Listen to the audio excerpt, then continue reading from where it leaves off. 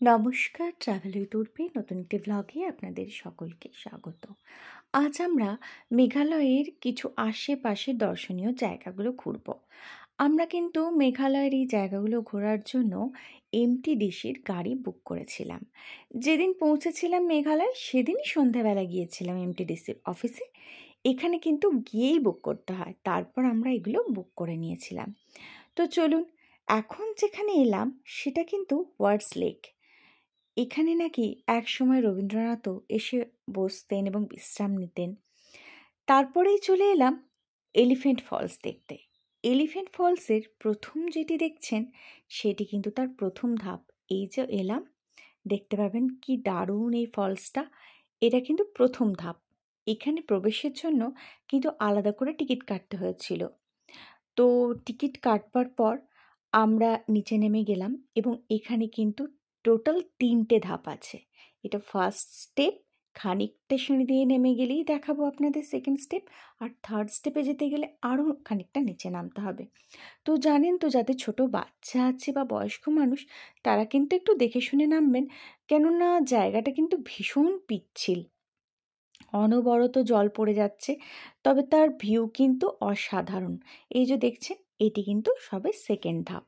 তো যাই হোক, আমরা তো এলিফ্যান্ট ফলস ঘুরে দেখছি। এমটিডিসি টিকিট কাটতে গেলে কিন্তু ফোনে টিকিট কাটা যায় না, সেখানে পৌঁছেই কাটতে হয়। চলুন, এরপরে আমরা এর যে নিচের এই যে দেখছেন এইখান ব্রিজ দিয়ে আরও ছোট ছোট সিঁড়ি আছে, সেটা দিয়ে আমরা নিচে নেমে যাব এবং সেইখানে পৌঁছালেই আমরা থার্ড স্টেপ দেখতে পাবো। এরপর যাব গল্ফ কোর্ট।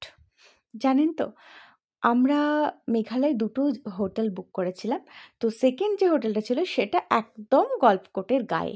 আমি তো হোটেলের ছাদে বা ব্যালকনিতে বসে বসেই দেখতে পাচ্ছিলাম গল্ফ কোর্ট। দেখেছেন, এখানে ঢুকতে গেলেও কিন্তু টিকিট কাটতে হবে। এরপরে যাব টি গার্ডেন। এই টি গার্ডেনটি কিন্তু বহুদিনের এবং এইটি কিন্তু মেঘালয়ের একমাত্র টি গার্ডেন। এখানে প্রথম যেদিন এসেছিলাম সেদিন ঢুকতে পারিনি, বন্ধ ছিল। তারপরের দিন আমার বড় মেয়েকে দেখাবো বলে ঢুকেও গেলাম, আর সেদিন পেয়েও গেলাম, সেদিন খোলা ছিল। সাধারণত এটা খোলাই থাকে, তবে সেদিন খুব ছুটির দিন ছিল তাই বন্ধ ছিল। তো এই টি গার্ডেনটি কিন্তু একমাত্র মেঘালয়ের চা বাগান। এরপর আমরা চলে এলাম ওমিয়ম লেক, বা এটাকে অনেকে বড়াপানিও বলে।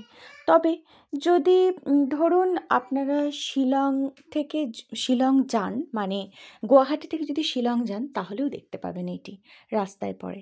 আর এইখানে দেখছেন চার্চ, এটি কিন্তু ক্যাথিড্রাল চার্চ। আর জানেন তো, আমরা যেদিন গিয়েছিলাম এই চার্চ বন্ধ ছিল, কাজেই কোনো উপায় নেই, বাইরে থেকেই দেখতে হলো। চার্চের যে মিউজিয়ামটি সেটিও দেখা হলো না, কিন্তু আপনারা যদি দেখে শুনে যান তাহলে নিশ্চয়ই দেখতে পাবেন এই চার্চ। তবে এরপর আমরা চলে যাব শিলং ভিউ পয়েন্ট দেখতে। তার আগে কয়েকটা কথা বলি। এখানে কিন্তু আধার কার্ডটি লাগবে, আর এখানে আমরা টিকিট কাটছি ভিউ পয়েন্টে যাওয়ার জন্য। এই যে গাড়িগুলো দেখছেন এই গাড়িতে করে যাব, আমাদের কিন্তু আরও এমটিডিসির গাড়ি বা কোনো প্রাইভেট কার আর নিয়ে যেতে পারবে না। এখানে যাবার জন্য জানেন তো, আমাদেরকে একটা আর্মির কম্পাউন্ডের ভেতর দিয়ে যেতে হবে। তো ওইখানে কিন্তু ফটো তোলার রেস্ট্রিকশান ছিল, সেজন্য কম্পাউন্ডের ভেতর দিয়ে যখন গাড়িটা যাচ্ছিল আমাদের আধার কার্ড চেকিং হওয়ার পর সেইখানে ফটো তুলতে পারিনি। আর এই শিলং ভিউ পয়েন্টে আরও একটা পয়েন্ট আছে, এখানে কিন্তু শুধুমাত্র ভারতীয়রাই যেতে পারবে, ভারতের বাইরের নাগরিক এখানে যেতে পারবে না। তো আমরা সেখানে প্রবেশ করলাম এবং ভিউ পয়েন্ট ঠিক এই রকম অসাধারণ, কোনো কথাই হবে না। এখানে এসে অনেকেই ওইখানকার স্থানীয় ড্রেস পরে ফটো তুলছিল।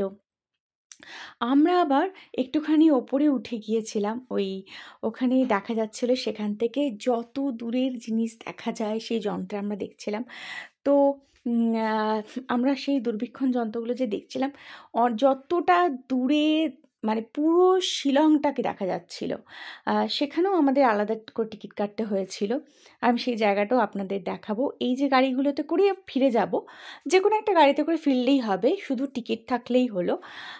তো যাই হোক, আমরা এখানে কিন্তু ভিউ পয়েন্টে দেখে ফটো তুলে একটু খাওয়া দাওয়া করে নিচ্ছিলাম। আর অবশ্যই মনে রাখবেন, আধার কার্ডটা নিতে একদম ভুলবেন না। তো যাই হোক, আমি একটুখানি আপনাদের দেখাচ্ছি। যাই হোক, আমার ভিডিওগুলো কেমন লাগছে জানাবেন, আর একটু পাশে থাকবেন। আপনাদের ভালো লাগছে, এই যে দেখছেন এর ওপরেই রয়েছে দূরবীক্ষণ যন্ত্রটি। ভালো লাগছে তবেই আমি অনুপ্রেরণা পাবো। নমস্কার।